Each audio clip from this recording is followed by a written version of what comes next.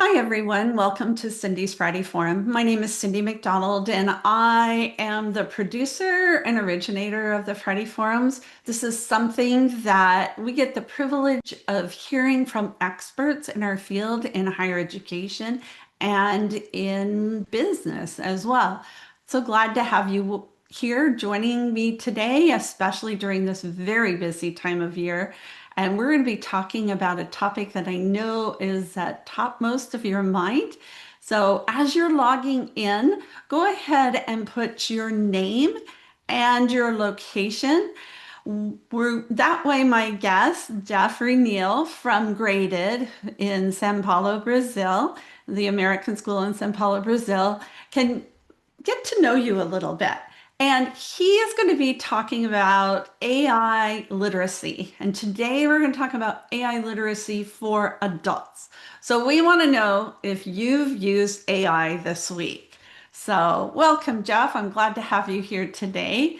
And thanks for taking time out of your schedule. I know you're the director of college counseling at Graded. And so you're not busy right now at all, are you? No, no, no. First of all, thanks, Cindy, for having me. Always a pleasure to connect with you and contribute. Well, thank you. And this is what our profession, what's so exciting about our profession is because we all come together and we share with each other and have these discussions that we really need to have. So I'm pulling up my chat now, you can see we've got people from just all over, Kazaway from LA, Nashville, Columbus, Montclair, Portland. Amy, I know Portland is we've got the frogs there, right?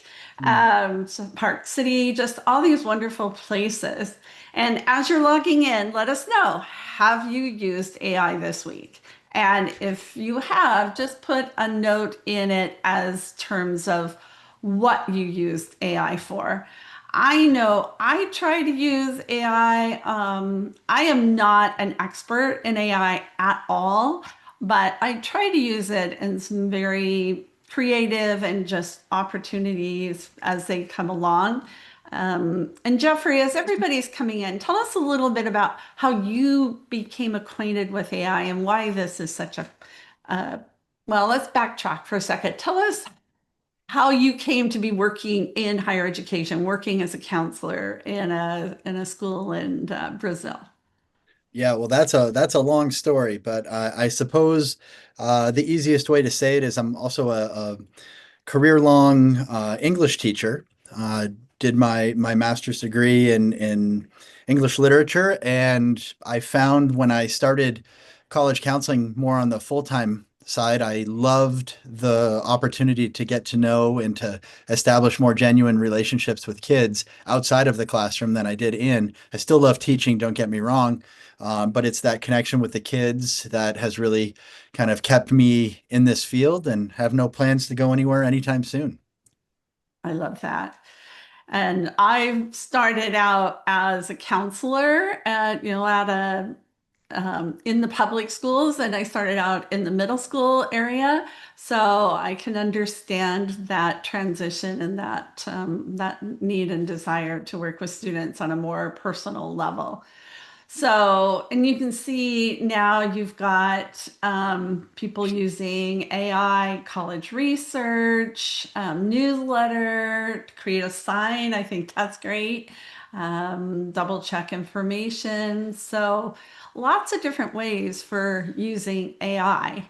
And let's go back to my other question. How did you come to be engaged and interested in AI?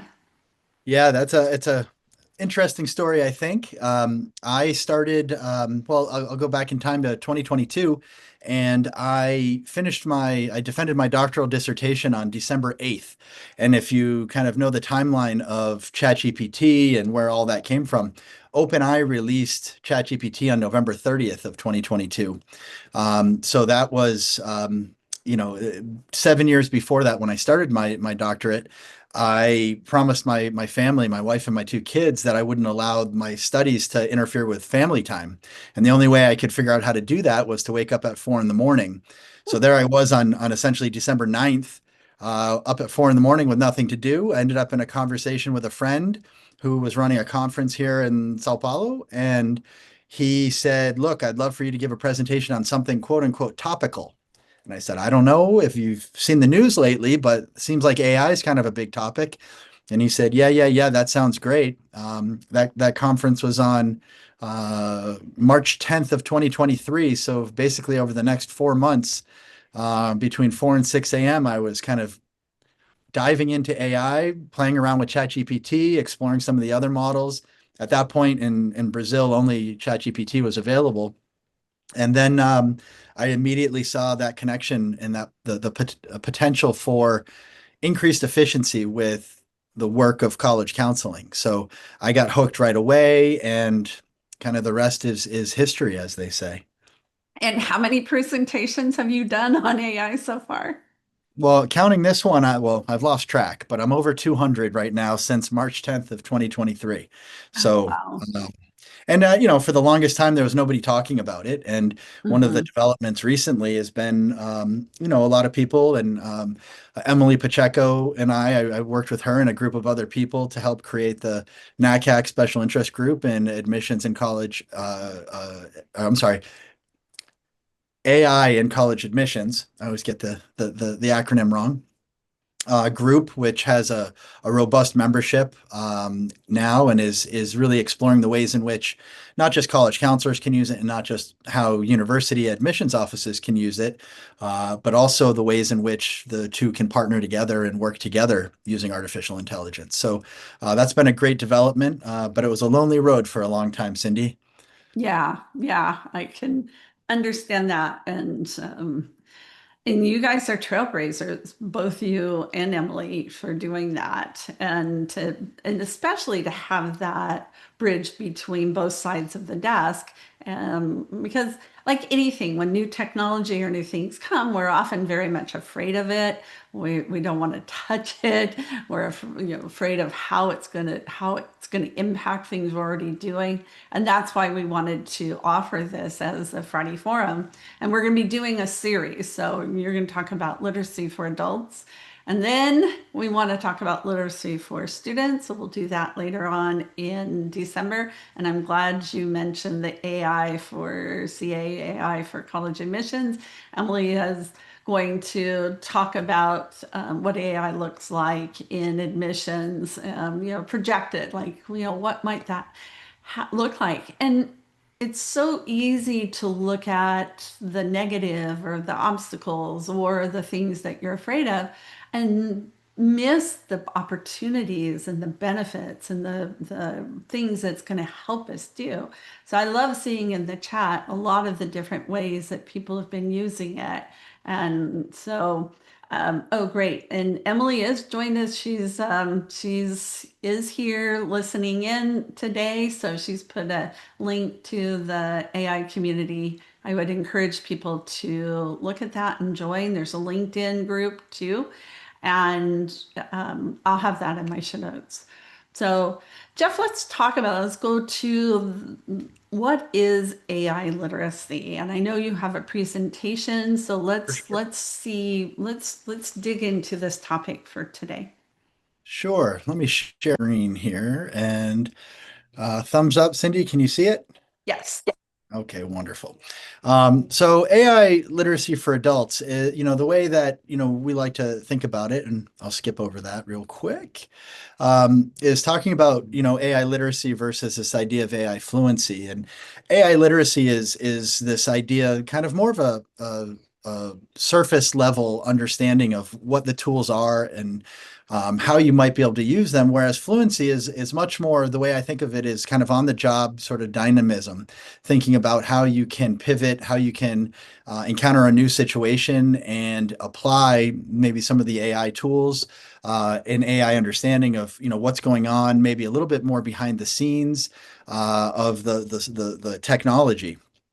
So the way that we talk about this and the metaphor that we use, I think this might be stolen from Emily verbatim. Actually, is just as reading about yoga is different from practicing it regularly. AI literacy involves the conceptual grasp of it. That idea of like really getting, how can you pivot and kind of use it in a sort of more sort of concrete way that you haven't seen, maybe a novel way or a unique way. So that's kind of the way that we think about it. And um, try to push that on. There we go. So thinking about, some of the topics, Cyndy, that we've been kind of exploring is, why it matters right now is, there's a million different ways and, every day there's new articles.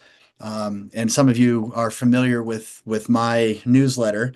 And I'll give you the quick background of that is shortly after that first presentation on March 10th in 2023, I think it was in May, I did a much larger, a presentation to a much larger audience. And was part of a conference where we were walking around college campuses in London afterwards. And, we're walking around after I had done this presentation and people were really, pushing me, how do we learn more? How do we learn more? How do we learn more? And some of my colleagues suggested that I start a newsletter. And I did it right there from my cell phone, actually, on on the campus of King's College in London. And that was kind of the where things began. And subsequent to that, I think I'm approaching 2,500 subscribers. So it's really blown up. That first day, I think I had 20. So it's been interesting to see. But part of the motivation behind this is there are so many challenges in the world in the domain of college admissions, college counseling. And we as adults, I think, have this obligation to try to stay current. And it is one of the I think one of the biggest challenges that we hear from college counselors the world over is this idea of professional development is how do we stay current when we're trying to do our job? How do we figure out how to do our job better when we're so tasked and taxed with trying to do the things that are in front of us to get done? It's almost November 1st. So as you joked earlier, Cyndy, I mean, we're, right now scrambling to try to get those early decision, early action applications out the door. And then what's the next thing? There's November 15th, and then there's the, UC applications November 30th. And then December 15th, we get the first round of results coming out and on and on and on. It never really stops. So at what point in the year, at what point in our cycles do we stop and try to figure out how we can embrace professional development? Hopefully, some of us will take a few minutes on a periodic Friday afternoon to join Cyndy and gain some of that, professional development and professional growth. But right now, AI is the topic that most people are talking about, trying to navigate this world, trying to figure out exactly how we're going to incorporate this, how we're going to coexist. And there's some pretty scary things out there. Someone recently talked to me about the demise of accounting, for example. But human-centric work and workers, human-centric professions are fairly immune to artificial intelligence. However, as you said, I think quite adeptly, Cyndy, there's an opportunity here not just to focus on the negative side of things and the fears and the fear mongering, but to think about the ways in which we can capitalize on artificial intelligence to make our jobs easier, to make them better, to allow us to do our jobs more effectively and efficiently. And that's ultimately why I think AI literacy matters right now, is trying to find ways to, reduce that repetitive admin work. I think Mike Lieber gave a great example in the chat about the ways he took some survey results and kind of dumped it into AI and got a sort of really great report.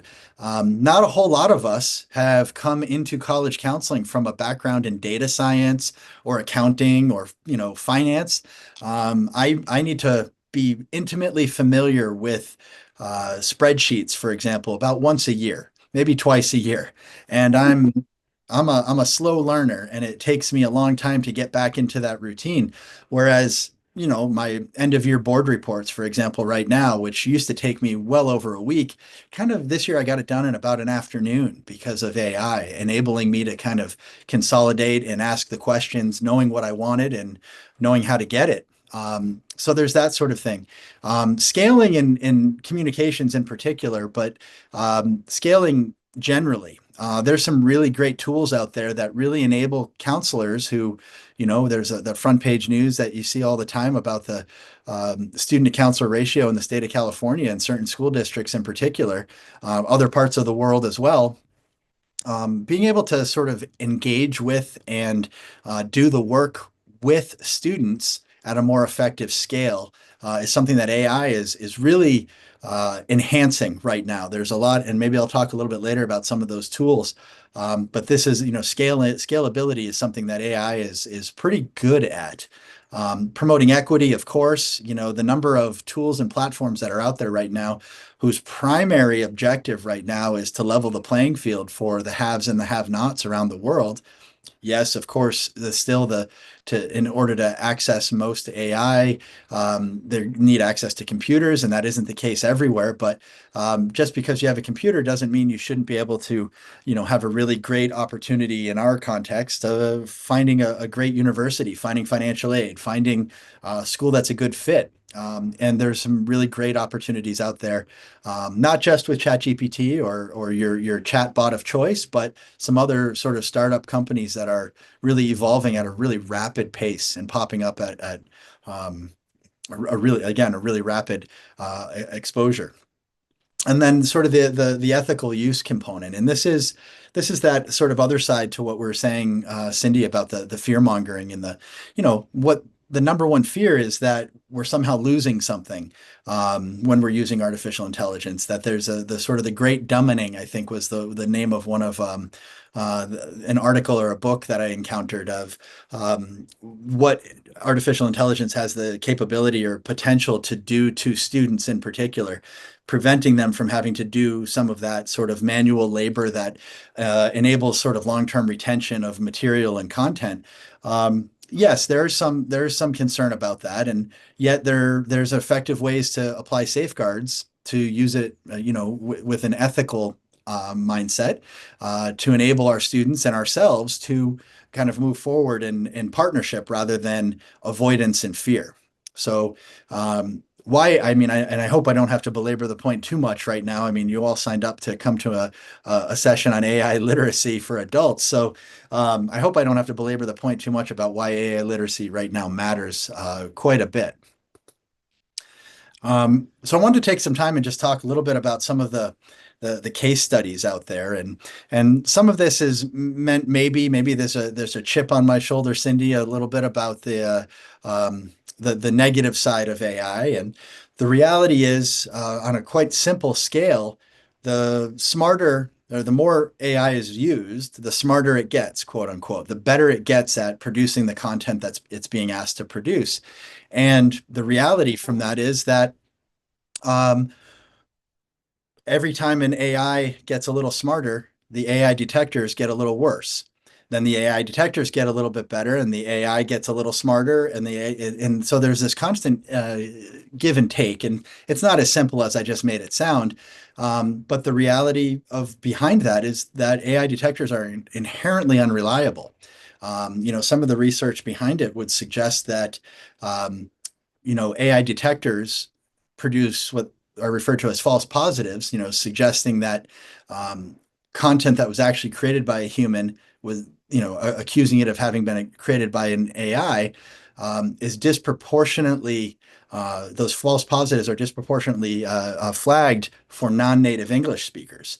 And if you take a moment and step back and think about why that might be the case, when you learn a language, a native language, you tend to learn it in a much more sort of grassroots from the bottom up, starting with sounds, syllables, moving into, words and sentences.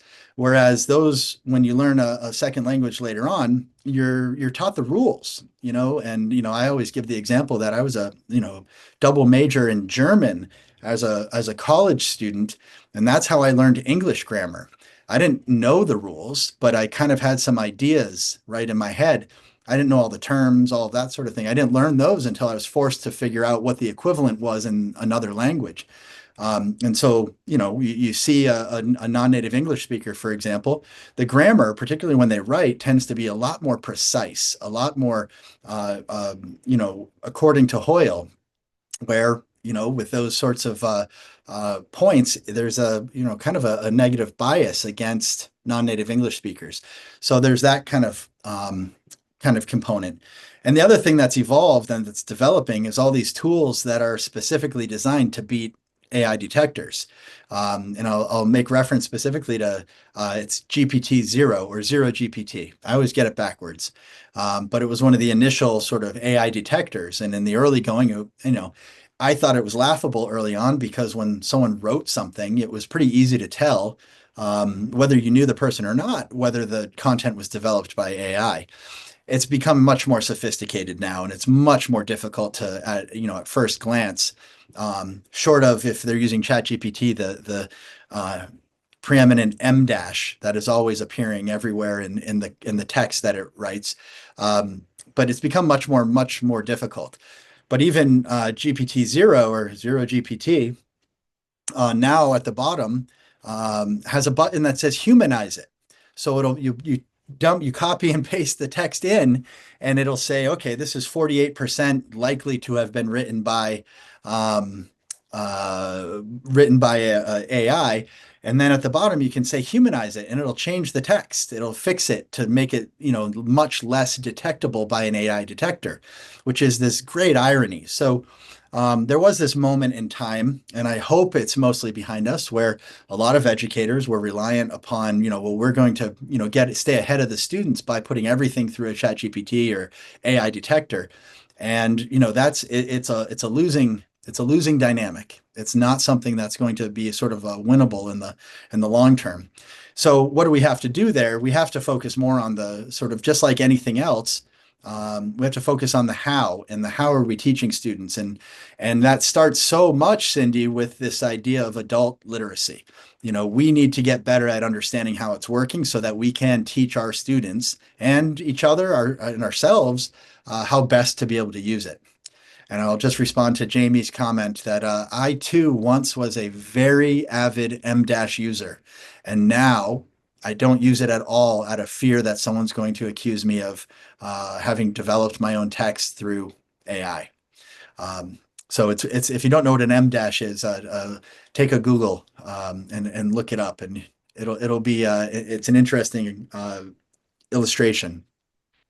So that said, most of what we're talking about here is adult literacy, but we're talking about a little bit of the student application, and we hear a litany of concerns from universities about the demise of the college essay, and the fact that students are now just going to be able to use AI to write their essays, and there's a variety of different responses that have come out, which I think I'll talk about a little bit later.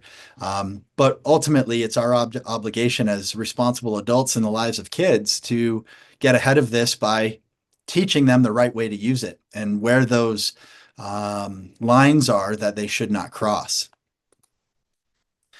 The Common App policy, and this is a really interesting one, a really, really interesting one, where here's it says that, the Common App application, or the Common App itself states the explicit rule is you do not use AI software to write your personal essay. And then, part of me thought about sort of engaging with the audience a little bit here, Cyndy, and asking, just showing that rule. And first of all, asking if anybody knew that was an explicit rule on the Common App. But then two, to say, where's the ambiguity in this statement? Because that's not a very clear, crystal clear rule. Where where things get even more complicated is that's the Common App rule, and then looking at the policies of schools and universities that are Common App members that enable students to submit their applications to the Common App, whose rules and policies around AI are contradictory at worst, but maybe a little bit more nebulous or confusing, contradictory than others. So, there are some universities that say, you may not use AI of any kind. There are universities that are relying upon AI detectors, despite the case study that I just kind of walked us through. And then, some of them are also just copying and pasting the Common App language without any sort of more thoughtful sort of articulation. And we ask that question is, what does no, do not use AI software to write your personal essay mean? Does it mean don't let it literally write your essay explicitly that in and of itself? Or is it talking about, what about Grammarly? Right? There are universities that explicitly talk about Grammarly or grammar checkers. Then there are others that state, you ask about Amazon. So if I, went on Amazon, Amazon is run on artificial intelligence. And if I used Amazon to search for an SAT prep guide and I bought it, does that qualify as having used AI, contrary to the rules of the college and the admissions process? It's very nebulous, and I worry that there's a dangerous game being played here. I've shared many times before that one of my biggest fears is that we'll have schools that are fully embracing. I love what, Rick Clark and his team have put together at Georgia Tech. Long story short, it says be responsible and don't copy and paste text from an AI from AI and claim it as your own. That's ultimately what it says. That I think is a responsible and clear sort of articulation. What I worry about is the other end of the spectrum, an overly concerned, anxious, small liberal arts college in particular. I could see this happening at coming around and saying our students may not use AI in any way, shape, or form in their application process, which is a great irony or point of contradiction, I think, when we're talking about students applying to multiple colleges. And now students now have to navigate this additional minefield of, oh, well, this university is saying this, but this one is saying that.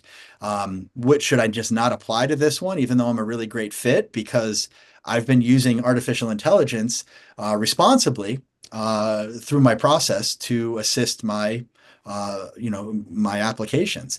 So it's an interesting sort of dynamic. So I'm always interested, and incidentally, I think those of you who are in the chat, I think it's Emily is in there, and it looks like it's Yep. coming from me, but it's coming from Emily. Yep. But she She's shared a bunch of the Padlet. There's a Padlet there that shares a bunch of as many AI policies as we can find at the university side. And then there's the Common App policy. Thank you, Emily, for sharing all of that. And then the UK equivalent on the UCAS, which is, the UCAS and the UK Common Application, for lack of a better way to put it. They have an AI tool to help students write their personal statements built wow. into their website. So there's, Wow. to have a student navigate this on their own is mind bending, if not boggling. We hear it from our students all the time about, should I or should I not? How do I use it well? And, our policy at our school is exactly what I just said a little bit earlier is you may not copy and paste text generated by artificial intelligence into an application and claim it as your own. We have given, and there's something very different about that, and, claiming that this was an essay that you wrote, and a student, maybe dumping their own essay in and saying, hey, ChatGPT, can you give me 3 ways? Here's the prompt. Can you give me 3 ways that I might improve this essay? Realize it's not asking to rewrite it. It's not saying suggest the ways that I could improve this. What it's saying is, help me the way that a counselor would. And before we went online here, Cyndy and I were chatting a little bit. I've got, I think, 38 seniors in my counseling load. I have, they can come to me, they can share with me their essays, but not everyone's fortunate enough to be at a school or in a school district that has someone like me and the ability to do that. So what's wrong with asking, having a student who doesn't have access to that to be able to use ChatGPT to get feedback on an essay? And so thinking about all of these things, these are, and again, this is about AI literacy for adults. So what does this have to do with AI literacy for adults? These are adult problems. These aren't kid problems, right? We love to sort of, I think, vilify the misuse of AI by students. But where's our culpability? Where's our skin in the game as adults? It behooves all of us as adults to get to understand more about how AI can be used and used well, used appropriately, used effectively, used ethically. And then following our own use, teaching students the proper way to go about doing that. So those are kind of my, I think, I don't know, marching orders, my mantras in this realm. So kind of moving on, it's the kind of giving you a little bit of data, 100% of Common App, schools require students to affirm the applicant's own work. So there is that sort of ethical component, asking a student to say that, yes, this was me that did all of this. About 50%, again, of the policies that we're able to put our hands on, and it's a very small percentage of schools on the sort of the 4,000 plus universities just in the US that actually have stated policies. About 50% allow grammar and spelling assistance. Pretty fascinating. I just the other day I got an email from a colleague who asked a really interesting question. They said that two of the schools, of the three schools that a student they were working with was applying to, said that they can't use spelling or grammar assistance in the application. And then the next question was, this student has a learning disability, and one of their accommodations is to be able to use assistive technology. And their question was more of an ethical one. Did I think that that counselor should allow the student to use that assistive technology to write their essay?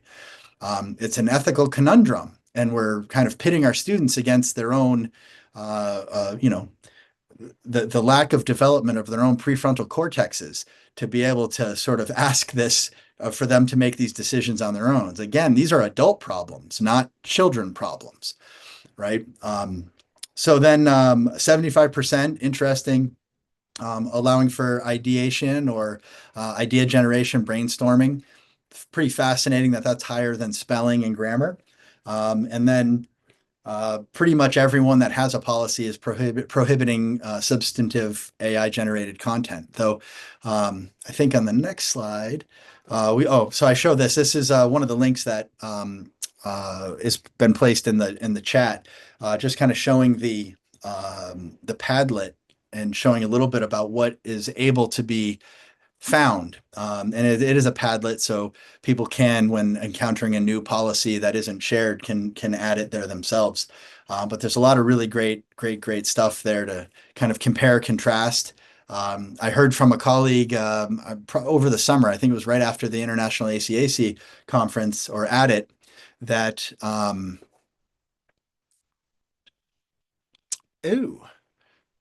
great point. So we hear that the links that are being shared are only going to the hosts and panelists. So we'll reshare those to all of the attendees. Thanks for pointing that out.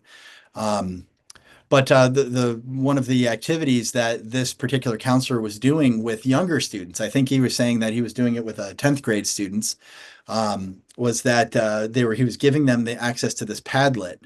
And asking them to do some research and to come up with giving them a few different ethical scenarios about how a student might navigate the sort of, again, the minefield of varying AI policies. So that, I think that was a pretty interesting use case. So, love to hear in the chat one of these things. And when I go back to, late 2022, and when I started really sort of diving into artificial intelligence, I was sharing with Cyndy, my initial attraction was efficiency. I've always, and if you've heard me talk before, I always talk about how I've always been a self-described efficiency junkie, always trying to find a better way to do this. And I've always, for 25 years, I've been an outspoken critic of the college counselor letter of recommendation, from the perspective of, here we are spending, I have a colleague that spends up to 5 hours writing a letter of recommendation for each of her kids. And then that essay or that letter is going to be read in, a few minutes as part of the application process. And yes, it can be profound and insightful and helpful. But it's a real I think inequitable use of time. So it's been something that I've been really sort of outspoken about. And as soon as I saw what ChatGPT in particular was capable of, I got hooked. I started trying to figure out, and it was about a 2 month process to figure out how to get it to aggregate all the information that we use in our letters here. And we, in just full transparency, we are very transparent about this. We do use artificial intelligence on those letters, but we use them to draft them. We have them create a really, really, really, really long draft, and then we go back and hack it up, put our own touches on it. And the reality is, this year, I was a little bit more efficient last year, but this year I'm down to just under an hour per letter, where I had been closer to 3, which is pretty fascinating. And there's this other kind of piece to all of this is, as we're locking ourselves in our offices to write these letters about these kids, the kids are on the other side of the wall trying to get in to see us at the time when they need us the most. So there's this, there was this thing about that always drove me crazy. So, but one of the things about literacy and figuring out exactly how to go about becoming more literate is to try to tackle a problem. And one of the challenges are, what do you spend an inordinate amount of time each day doing that's keeping you from really doing the work that you should be doing? And that's you can put it in the chat if you have any good ideas, but there's likely AI tools, if not just a chat GPT prompt, that can help you with that. Emily threw the writing emails out there. And I love that example. I love it, because I'm a big fan of a tool that used to be called Email Triager that is rebranded as Serif, like the font, SERIF. And what it does is, it's basically what you would be described as a closed language model, where it is only trained on my email and my email history. It's not shared publicly. No one can access it. And what it does is, it reads an incoming email, and in about 30 seconds, it drafts a response based upon what I've said to other people previously. There's some hiccups, of course. The example I always give is SAT dates. It won't recognize that the October, whatever it was, SAT has already come and gone. The following week, we get an email about, when's the next SAT and how do I sign up? And it'll give the previous date and little things like that you just have to be aware of. But again, it saves me an inordinate amount of time. There was a time not too long ago where one of my children, I think was probably 6 or 7, was really confused about what I do for a living. And just to give context, they were in the elementary school here at Graded, and my wife works in the elementary school. So they got to see their mom every day. They knew what she did. She was in their classes. She was a counselor, so she was in their classes. They knew what she did. And then they were kind of like, Dad, what do you do?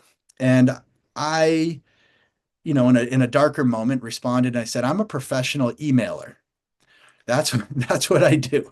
I'm a professional emailer. And it was kind of a fascinating, my kids didn't laugh. They didn't get it. But I shouldn't be spending my days with email. What I should be doing is spending more of my time with the kids. One of the questions I love to beg is, as you become literate and more literate in using artificial intelligence, what are you going to do with that recouped time? And I hear stories, around the world from people being like, I don't write letters of recommendation at home in the evenings or on the weekends anymore, which is amazing, giving that time back to your family. But even here, in my own personal context, we're spending an awful lot more time with our kids, with our students. And isn't that what we should be doing? Isn't that what we prioritize? There's a certain tragedy, and I don't know how many of you in the audience are comprehensive counselors or previously worked as social emotional counselors. But the social emotional counseling world does a really great job of tracking hours and really understanding like how much time per week a counselor is spending in different components of their job. And college counselors rarely do anything like that. But I think we're all acutely aware of the fact that we do spend too much time doing things that don't meet the objectives of our job, emailing being one of them, trying to get ahead of that. So I love that idea, Emily. Thanks for bringing that one up. And then, I think, was it Mike again mentioned I spend too much time in meetings. Yes, meetings, the bane of my existence. walking out of a meeting and said that meeting should have been an email, right? Ironically, given that I don't like emailing either, but at least I can read the emails on my own time and am not my time is not being usurped. But that being said, there's some really great AI tools. I've used a whole host of them. I've landed on I'm an Apple user, and there's a third party product that is a email.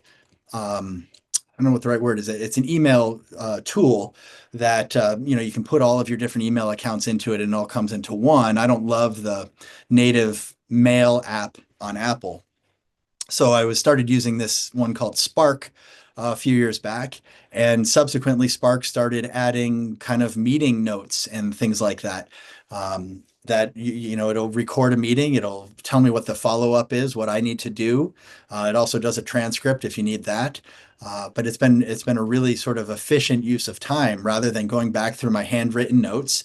And again, one of the other interesting observations is as the sort of age of technology has sort of evolved, my handwriting has gotten worse.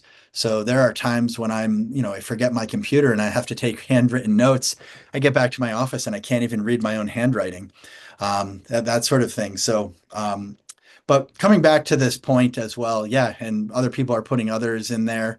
The AI companion in Zoom is incredible. There's some really interesting use cases and that sort of thing. But to come back to the slide on the screen, it's this idea of, if you're looking to try to find a way to become more literate, try to take some time to look at how you spend your time. What is it that you spend time on that it's not necessarily a matter of things you wish you didn't, but things that aren't helping you do your job better.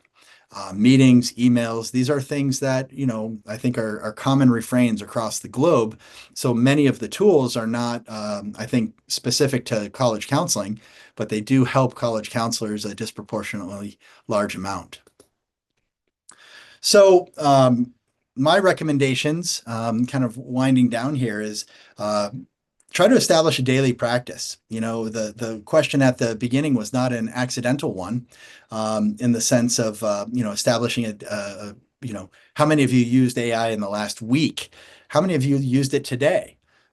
Intentionally, deliberately, not having looked on Amazon or something like that, but used a chatbot or used some AI tool specifically to assist you with your work. But getting into the habit of doing that, even if at the beginning you don't feel very much like an expert, or that you don't possess the expertise that you might want to have, you maybe even feel a little bit intimidated, establishing a daily practice where, using it. I think somebody earlier on said that they use AI for college searches. I used to use Perplexity AI all the time for anything, I think, student facing. If I were trying to sort of talk to a student about some component of the college process. And the reason was Perplexity from the very beginning would cite its sources and give you a link for exactly where it found this information. Whereas ChatGPT was kind of the great unknown. Where did it come from? We don't know. But now there's a functionality where you can see exactly where it's getting its information as well. So that's a really important piece. So even if it's something like, I'm going to Google this, well, if you're not, instead of Googling it, maybe try using the OpenAI, ChatGPT search function. Maybe try to use Perplexity and see what the different results might be, and see if that might be more helpful. Now, I'll just give you the one word of caution, particularly if there are some relative novices in the audience. Using AI, using chatbots is not like Googling. It's very similar in the sort of the initial thrust. You have to tell it what you want, and we've all learned kind of what words we don't need to include in a Google search. Using natural language to talk to AI is also a skill that you kind of need to develop. But then where a lot of people fall short, what a lot of the research shows is people stop after that first query. They say, can you show me this? And they get it and they say, well, I don't like that, or I know that's wrong. Well, tell it that. Tell it that it's wrong. Tell it that you don't agree. Tell it that you want more, you want different, you want other. That's part of the iterative process of prompt engineering ultimately. But again, coming back to it, establishing a daily AI practice is really, really important. Then as you sort of start to evolve and if you're using the sort of chat bots, trying to find ways to sort of save and store those particular prompts that are working for you. We here have a pretty incredible prompt library that we use on a regular basis for different things. And it's become a real go-to for us. Um, and then, sort of normalize this idea of reflection and iteration. It's that idea of what I just said, don't assume what the first output is that it gives you is going to be the right one or the best one or even accurate. Question it, talk to it. One of the things that I've said in the past is one of the things that we've done with our students, which I think is equally as germane to adults, is don't think of it as a tool. Don't think of AI as a tool. Think of it as a thought partner, because a lot of the restrictions, if Cyndy, if you and I are thought partners, I'm not going to ask you to write my essay for me. I'm going to ask you to give me feedback about my essay. I'm going to ask you to tell me what you liked about it. I'm going to ask you, what would you do differently? How would you make this better? I'm not going to ask you to do it for me. And that's kind of that idea. But I might ask Cyndy a question. She tells me an answer. Like with Google, that's the end of the discussion. With AI, there's more to it. There's follow up. What do you mean by that, Cyndy? When you said this, I did not understand it. Can you tell me more? It is a much more natural experience where I feel that in some cases we have to unlearn some of the Googling that we've learned over the last couple of decades. So that again, coming back to that normalizing reflection and iteration. So kind of wrapping things up, and then, I think the plan here, Cyndy, would be to open it up for Q&A. Um, Figuring out how to go about becoming more literate in with AI, not just for yourselves, not just for your own future, but for our students, for those with whom we work, to ensure sort of a better future for all of us. Um, Making sure you're aware of the varying AI policies out there among universities. Um, there's some really good examples of counseling office guidance if you're wondering about how to establish an AI policy. Get asked all the time, does graded have an AI policy? And we haven't done that, mostly intentionally, because our rule is really simple. As I said earlier, do not copy and paste text from a chatbot and claim it as your own. But we are working on maybe some how to use it effectively kind of tools. Again, those prompt libraries, I think Cyndy will share this in the show notes, but there's a link there to my own. I share the most popular ones. Again, the things that I've shared in my newsletters in particular that get the most hits. So I'll share that. And then a number of AI-powered tools and applications. And I do have the wrong date on there. Today is the 24th. So Cyndy, you might have to remind me when the next session is for AI literacy for students. It's December 5th. December 5th. December That's the 5th. next one we're going to have. Yeah. Kind of turn our attention from the adult side of things to how to work effectively with students, ideating and sharing thoughts about how we can show our students and how we can work with our students using artificial intelligence. So that kind of brings me to the end. I hope you had a few takeaways, but I would love to open it up to conversation or discussion. Great. Great. Thank you, Jeff. Um, One of the first questions is from Kristen, and she's referring back to what at the very beginning you mentioned that you had some peer sources for peer-reviewed studies, and she's interested in what those are, if they're links or something. And those are definitely things that we can put in the show notes as well. Sure. So I'll follow up with some of those peer-reviewed studies, but I will share that the vast majority of the peer-reviewed studies that I come across come from Ethan Mollick, who is a professor at the University of Pennsylvania, and Oh, he's written books. He does a lot of podcasts and that sort of thing. He's become a very I think global figure in artificial intelligence writ large, not just in education or college counseling. But he routinely I think it's on, I forget which social media platform. I'm pretty sure it's on LinkedIn that he shares um, peer-reviewed studies, and that's where I pick up a lot of the things. He has a really wonderful blog as well, where most of what he blogs about includes peer-reviewed studies. Oh, Um, nice. so regardless of what I share, Christian, it's going to be well worth your time if you're interested in following Ethan Mollick. And I'll put links into that as well. And I see Emily is putting in links to her Ed Hub. I wanted to mention that as well. The AI for college admissions has a lot of webinars. I've attended some. I know you've done some. Emily's and the group have just created quite a resource, and they're always recorded, so if you can't attend them, you can go back and look at them. And then there are things coming up in the future. I know at the most recent NACAT conference, there were tons of things on AI. It certainly is the topic, but creating that literacy and creating just becoming comfortable. I want to go back to one topic you mentioned in this discussion is how can we teach and model for students if we're not comfortable or have a base understanding as well. And we are not digital natives like our students are. Most of us, some of us are. Some of us have come from that realm, but most of us, I know I'm not, and many of us are not. So we need to have that and be able to approach AI from this literacy. And this is why this is such an important topic, so that we can say, okay, yes, I may not know it all. Nobody is expecting you to know it all on terms of AI.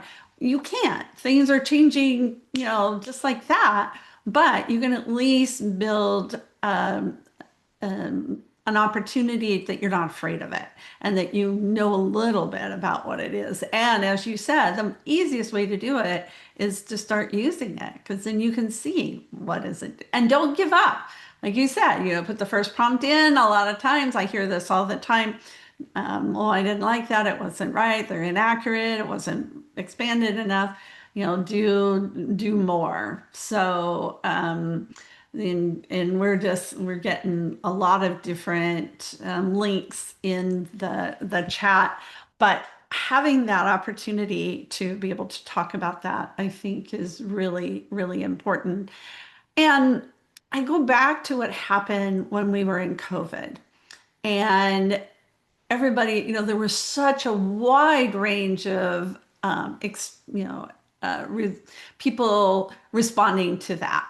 And I used to give the head in the sand award to colleges, because sometimes they're just like, it's not there. We're ignoring it. It's going to go away. It's, a flash in the pan.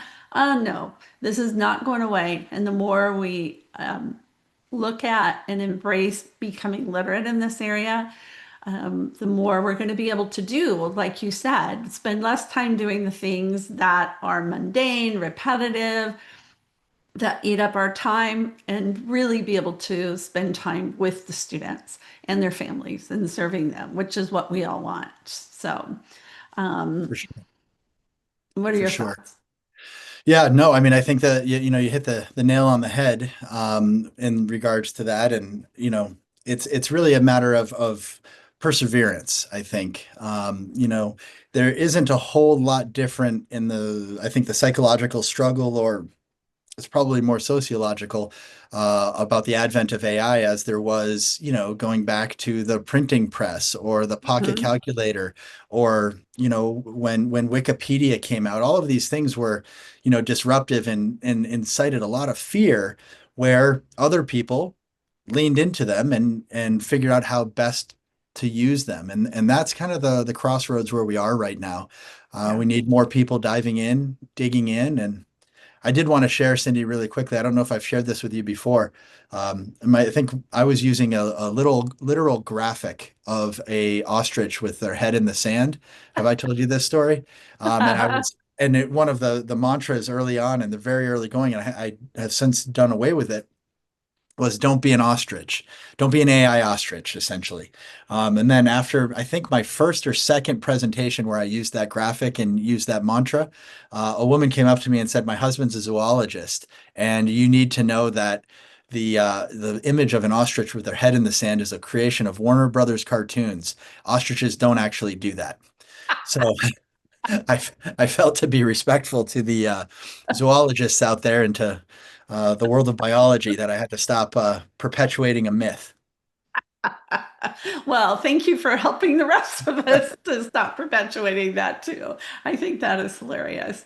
Well, and many people know my background is as an early counselor. I was really frustrated with all the time it took and all the paper, post-it notes, folders, and everything. It's like we have computers. Why are we not using computers to manage this process?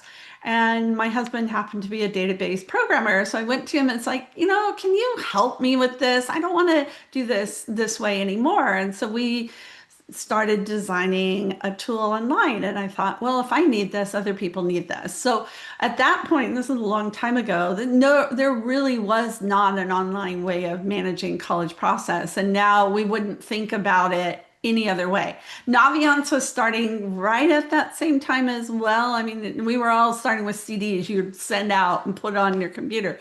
They were on the East Coast, we were on the West Coast. But, just to see that technology evolve over the years, now it's like second nature. So, AI will become that way too.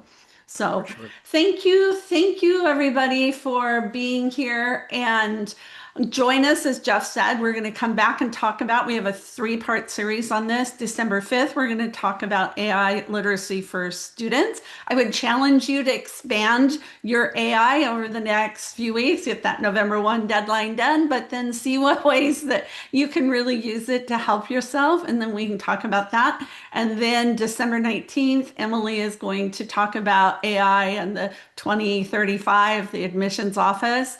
And also, I want to mention that professional development, we're all lifelong learners. So I am the chair of the PDI committee for HECA. And we also, HECA offers a virtual PDI. That'll be January 20th, 21st. I'll stick this in the show notes. I'll send this out.